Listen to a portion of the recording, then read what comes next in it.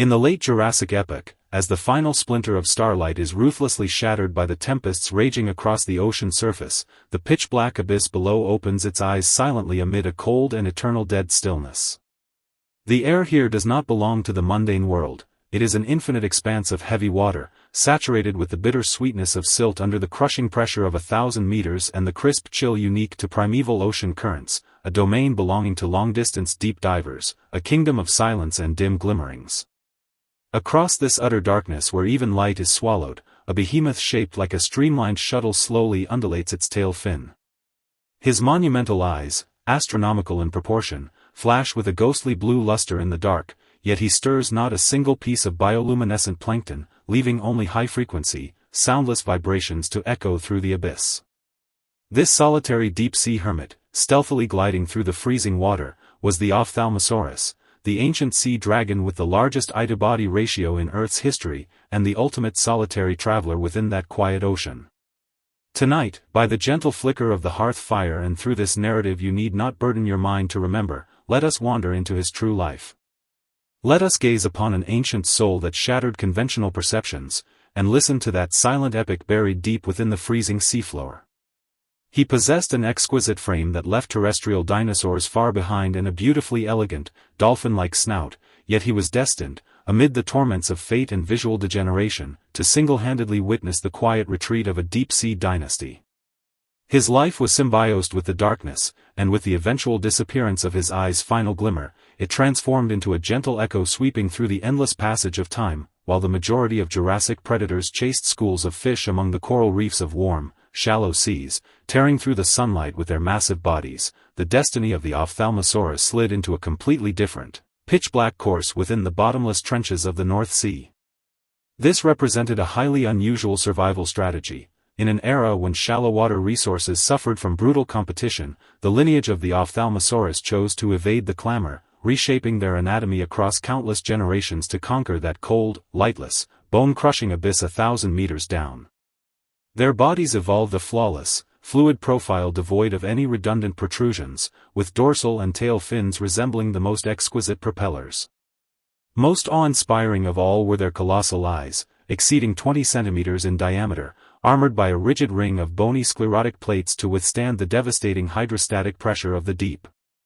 In those midnight hours when storms raged violently across the sea surface, our protagonist Ophthalmosaurus cruised gracefully through the mesopelagic currents hundreds of meters down, his every stroke of the tail fin achieving an unutterable, beautiful synchronization with the quiet waters. He felt no need for frantic pursuits under the searing sun of the shallows, nor did he constantly scan for the plunging strikes of pterosaurs. The deep sea enveloped his multi-ton frame with a cold, heavy buoyancy, like a majestic, stern father granting him the safest sanctuary in the dark.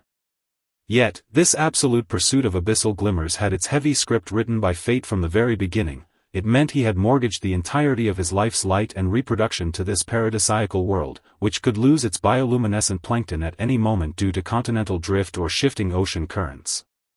His slender snout, lined with neat miniature teeth, subtly adjusted its orientation as his giant pupils dilated to their absolute limit in the freezing current, attempting to capture the faint, ghostly green luminescence cast by glowing squids in the deep, weaving his own laws of deep diving across the profound silence. This abyss, interwoven with cold seeps, hydrothermal black smokers, and bioluminescent life, was his most tranquil monastery, yet it also transformed into an invisible yoke slowly tightening across the expanse of years that in the ruthless strategy for resources. The boundary where the mesopelagic currents met the deep oceanic trenches was often a sensitive line of life and death, and another apex sovereign sharing the same seas, the Liopleurodon, formed a curious yet tense mutual understanding of survival with the Ophthalmosaurus in total silence. The Liopleurodon was a pure marine leviathan, armed with a multi-meter skull and razor-sharp teeth capable of pulverizing anything, ruling the vast territory stretching from shallow seas down to the middle water columns. Yet, whenever the night reached its absolute deepest hour and the deep sea suffered from an acute lack of sustenance, these two creatures representing opposite evolutionary extremes would inevitably meet on the absolute brink of subaquatic cliffs where light vanished entirely, engaging in a highly restrained and quiet dark standoff. It was a breathtaking scene. The distant cold seeps jetted thermal currents soundlessly, and thousands of bioluminescent shrimp coalesced into a faint galaxy in the dark, pulsing with a rhythmic, gentle, and hypnotic tempo. The Liopleurodon hovered in a water layer dozens of meters above, its massive shadow blotting out the last remnant of dim sky glimmer. Its sharp olfaction had already detected the Ophthalmosaurus's presence, but its grand eyes were thoroughly useless in the dark, rendering it incapable of locking onto its exceptionally agile opponent. Meanwhile, our protagonist Ophthalmosaurus kept his entire frame concealed within the deeper, colder aphotic zone, leaving only his monumental eyes to act like twin ancient searchlights, locking dead onto the colossus above, reflecting a muted, low-saturation ghostly blue sheen within the freezing current. He did not scatter frantically out of volatile wild terror. Instead, leveraging the total darkness of the deep, he masked his velocity and fluid advantages just beneath the shimmering undercurrents, radiating an inviolable, steady aura. The two giants stared at each other across hundreds of meters of water layers for an eternity. It was a wordless diplomacy of sensory perception, a mutual retreat between top-tier hermits and ultimate assassins. Ultimately, after a protracted, futile wait, the Liopleurodon slowly swept its massive flippers and retreated into the upper water layers, fully aware that waging war against this eye-bearing master of stealth inside his pitch-black domain carried no evolutionary victory. With his unique abyssal vision, the Ophthalmosaurus carved out a baseline of restraint and dignity within a ruthless Jurassic marine hell, yet, the most agonizing sting of destiny never came from external adversaries, but from the irreversible, chronic betrayal of the very eyes he relied on for survival. As our protagonist Ophthalmosaurus stepped into the twilight of his life, the bony sclerotic rings that had endured decades of extreme hydrostatic pressure and freezing torment thousands of meters down began to develop minute structural fractures, and his colossal globes slowly surrendered their former precision to an irreversible clouding of the lenses. Those bioluminescent creatures that once shone vividly in the dark began to dissolve into blurred, chaotic patches of mist across his visual field, and the deep-sea quietude transformed into a truly suffocating, claustrophobic torture. For the protagonist Ophthalmosaurus, this meant his vital prey was quietly turning invisible within his world, and worse still, his aging framework could no longer execute high-intensity, rapid diving and surfacing sequences like it did in his youth. The microscopic gas bubbles born from decompression sickness returned with cruel punctuality, throbbing with a dull ache inside his blood vessels every freezing midnight. One can visualize, on an intensely frigid winter night, the protagonist Ophthalmosaurus lingering alone at the edge of a cooling continental shelf, his flawless streamlined frame struggling to maintain equilibrium within the surging benthic currents, emitting heavy, labored respirations. The surrounding world no longer held the clear, microlight guidance of days past, only freezing seawater relentlessly battered his increasingly coarse skin.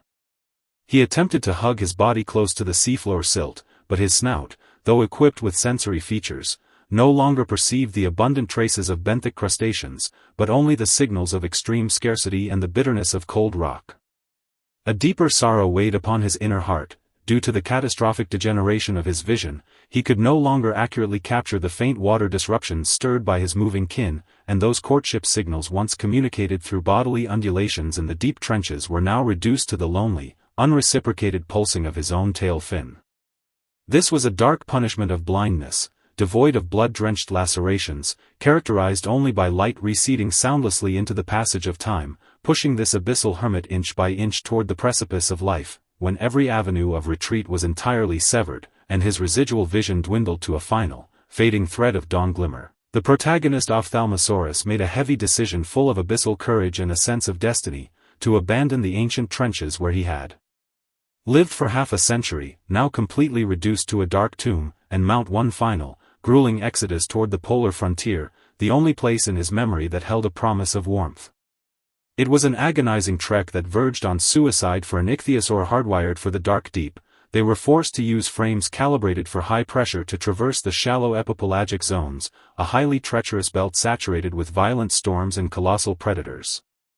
Accompanying family members dropped out one by one due to famine and senescence along the immense current migration, some losing their orientation and straying into shallows, ultimately beaching in agony under the pounding surf, never to return to the ocean's embrace. Late one night under a canopy of countless stars and a perfectly calm sea surface, the migrating remnant ground to a halt at the edge of a polar continental shelf cluttered with jagged rocks, extreme starvation and the exhaustion of the journey pushing the protagonist's physical reserves to their absolute limit. He rested heavily upon the frozen seafloor sand, that body which once represented the peak of fluid mechanics now appearing weather-beaten and powerless against the biting polar benthic current. In this despairing hour, a juvenile ophthalmosaurus, unable to tolerate the internal hunger and freezing cold, emitted an exceptionally faint fluid vibration, like the frail crying of a small bird. In the silence, the old giant slowly opened his weary, darkened eyes, a rare flash of tenderness and absolute resolve gleaming within his pupils, once as large as platters and now heavily clouded by cataracts. He leaned forward, pressing his massive, heavy snout gently against the calf's forehead, conveying the scarce, precious energy remaining within his framework through subtle hydrostreams to form a warm undercurrent, softly comforting this fragile life. Above the surface, primeval auroras flowed silently across the heavens, looking like an eternal river suspended in the cosmos, seemingly mocking this herd of giants perishing on the ground due to the loss of light. On this polar wasteland devoid of any deep-sea microlights, the deep-sea hermit employed his final, warm persistence to erect a wordless fortress of paternal care and racial dignity in the dark. In the 10th year of the migration, amid the ticking countdown of prolonged ecological turnover in the late Jurassic, the protagonist Ophthalmosaurus finally arrived at the final spiritual sanctuary of his life. It was an abyssal thermal basin fed by submarine geothermal volcanoes tucked securely within the deep architecture of the polar glacial shelf, where a remnant shroud of old-world moisture and an abundance of bioluminescent jellyfish still lingered. However, consecutive years of visual loss, the intense physiological stress of environmental upheaval, and the catastrophic wear and tear of shallow water transit had completely spent the fire of life within this deep-sea king. Late one windless, star-filled night, magnificent emerald auroras unusually rippled across the polar sky, staining the motionless seawater a dreamlike, surreal jade color. Slowly and with immense decency, the Ophthalmosaurus slid his massive frame into these long-lost warm waters. As the cool, gentle current coursed over his coarse hide once more and cradled his heavy bones, he seemed to hear the call of ancestors from millions of years ago. His slender head swayed gracefully beneath the surface as he dived one final time toward the deepest, darkest, unknown core of the thermal basin center, the ultimate pursuit of his entire life, and his rightful final resting place. The calf, now fully grown, hovered at the basin edge for an eternity, emitting long hydrovibrations that carried far into the night sky, like a final elegy sung for this magnificent father. Deep within the waters, the protagonist Ophthalmosaurus closed his eyes, his cardiac rhythm aligning perfectly with the ancient metronomy of this subterranean watercourse, growing slower and slower until it fused entirely into eternal tranquility.